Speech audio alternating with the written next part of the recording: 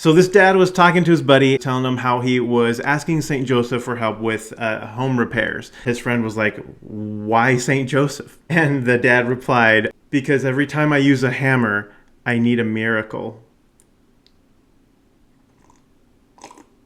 Welcome to Shepherd Strong. I'm Ben. I am a Catholic father of 5. I run a fitness center here in my hometown of Reno, and I'm a health, fitness coach, and personal trainer.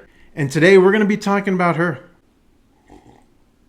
You should not have statues or be praying to Mary or any of the saints. It's definitely something I've been hearing a lot lately, not only in the comments, but even people at work and things like this, right? If you've ever wondered why Catholics talk to the saints and Mary, or if you've ever been told it was not in the Bible, unbiblical, right? Just hold on a second. Hold up, hold your horses, rein them back just a little bit, because what we're actually doing is asking our spiritual family for backup. That is it. It's definitely not about worshiping the saints or Mary.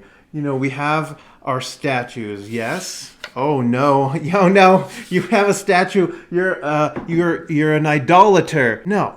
Hebrews 12:1. Therefore, since we are surrounded by so great a cloud of witnesses, let us lay aside every weight and the sin which does so easily beset us. And let us run with patience the race that is set before us. What does this actually mean? The verse encourages us to persevere in our faith, drawing strength and example from those who have come before us. The saints, the people that actual humans that have been through some of the things you're going through, that have gone through some of the struggles, we are drawing strength from these people that have done these things that are holier than we are. They bring us closer to Jesus. We're not in this faith alone at all. The saints, they're not dead. They are alive in Christ, and they're rooting for us. They want us to be there with them. The Catechism of the Catholic Church says this in number 956.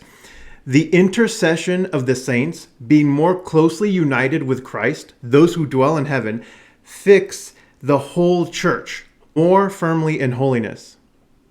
They do not cease to intercede with the Father for us, as they proffer the merits which they acquired on earth through one mediator between God and men, Jesus Christ. So by their fraternal concern is our weakness greatly helped.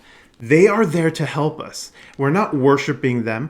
When we send our petitions to the saints, we ask them to intercede for us because they are there. So if you take the example, let's say you have a direct phone to Donald Trump, let's just say, for examples. You could call him and be like, "Hey, Don, can I borrow like $1,000 because I need to do this, whatever."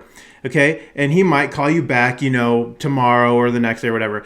How much more pull would it be if you could call him, you could text him, yes, but then also be like, you have your friend on the inside, maybe one of his secretaries or his chief of security or somebody, right? Somebody there. You'd be like, "Hey, can you maybe ask Don, that to maybe check my text message really quick, please?" Something like that. And that's the analogy that I have in my mind at this moment. I didn't actually write that in the script, but it kind of just came to me. Something like that. That's how I imagine it to be. It's the same as if you would to go ask your friend, "Hey, Michael, can you pray for me? I'm going through a really tough time. I really need your help. Can you just pray for me, man?" You ask him for help and he's like, "Yeah, sure. Yeah, I'll pray for you." It's the same thing. You're asking someone else to pray for you.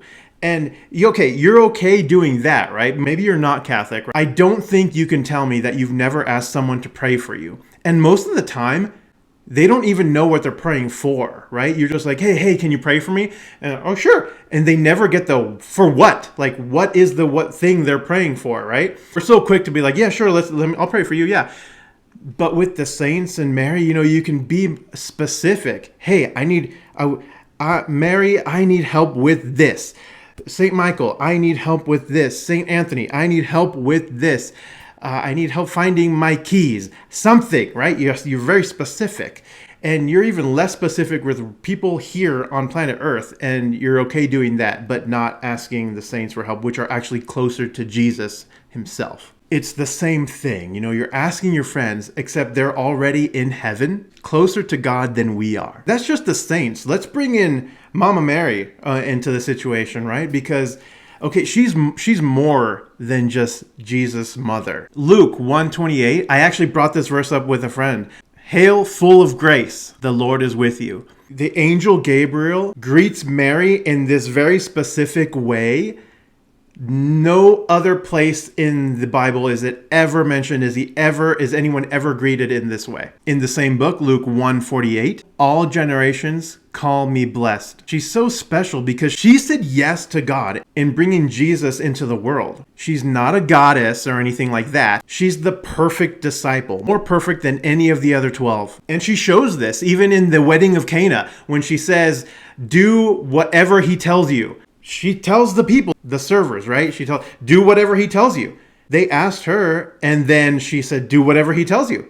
She brought their petition to Jesus. It would be the same thing as your own mother, right? You love your mother. Maybe you don't, but most of us love our mothers. I'm going to use myself for an example, okay? I love my mom. If someone went to my mom and asked her, hey, do you think he would help me with this or do this for me? And then my mom came to me and was like, hey, Ben, so-and-so needs this. I would be a million times more inclined to help out only because that's my mom, right? Not saying that Jesus needs, I don't need my mom to tell me to do this for the person. The person can come straight to me for sure. I'm going to listen to my mom. From the very beginning, from the earliest centuries, Mary was honored, not worshipped, okay? She was honored. We even have catacomb art from the 2nd century showing her holding Jesus. They had art of her up even as early as the 2nd century. And it's the same thing with your own home. You don't have pictures of your family up on your wall. Is that idolatry, right? Is that because you have a picture of your mom, your dad, your brothers and sisters, cousins, your grandma, your grandpa? Are you worshiping them because you have these pictures of them on your walls? You can't see it, but I have a poster of Batman right there. Am I worshiping Batman? No, I'm not.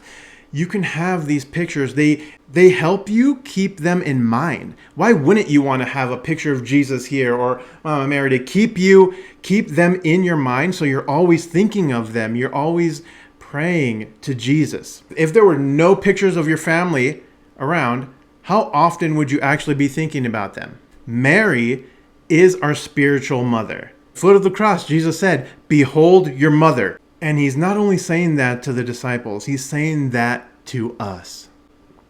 And bringing it back around to the saints. James 5:16, the prayer of the righteous person has great power as it is working. Who is more righteous than those already in heaven? Ask your friend to pray for you. But who is more righteous than the people already in heaven? You can ask them to pray for you. Early fathers like St. Jerome, St. Augustine, whom I actually really relate to a lot with a lot of his struggles that he had, they wrote about the intercession of the saint. It's not a late invention. The saints, they're like elite warriors. Why wouldn't you want St. Joseph? St. Joseph, the foster father of Jesus. Why wouldn't you want St. Joseph, St. Michael, or even St. Padre Pio on your team? St. Augustine. Why wouldn't you want them on your team? And I think this matters to us men, especially if you're learning the faith. Brotherhood, strength, and real role models. Saints like St. Joseph, they show strength and fatherhood. St. Maximilian Kolbe shows sacrifice, which we as fathers and men, we do. We sacrifice so much for our families. And St. Augustine, one of my favorite ones, because like I said earlier, I can relate so much to him. St. Augustine shows that even wild lives, crazy things, can be turned around. These are real men who fought real battles, and they know what it means to fall and get back up. They intercede for us. They walk with us. And as they walk with us, they bring us closer to Jesus. We don't worship saints or Mary. We honor them. We only worship the Blessed Trinity. Asking for intercession is 100% biblical and traditional. The communion of saints is a spiritual family. We're not meant to go at it alone. So if you're struggling with prayer, start by asking for help. Ask your heavenly family to pray for you. That's what they're there for. Something I want to encourage you to do is pick a patron saint. Find a few of them, do a little bit of research, read up on them, find some that you like, and pick one. Let me know down in the comments who your patron saint is. I'd love to see who you all relate to and who you like. Thank you all so much for watching this video. And if you haven't already, don't forget to pick up your Deliverance Prayers book. I promise it is great. You will love it, by Father Chad Ripperger. I spoke a little bit about this book in my last video. I will link that in the description as well. Thank you again so much for watching. We will end this with a quick prayer. In nomine Patris et Filii et Spiritus Sancti. Our Father, who art in heaven, hallowed be thy name. Thy kingdom come, thy will be done, on earth as it is in heaven. Give us this day our daily bread, and forgive us our trespasses, as we forgive those who trespass against us. And lead us not into temptation, but deliver us from evil. In nomine Patris et Filii et Spiritus Sancti. Amen.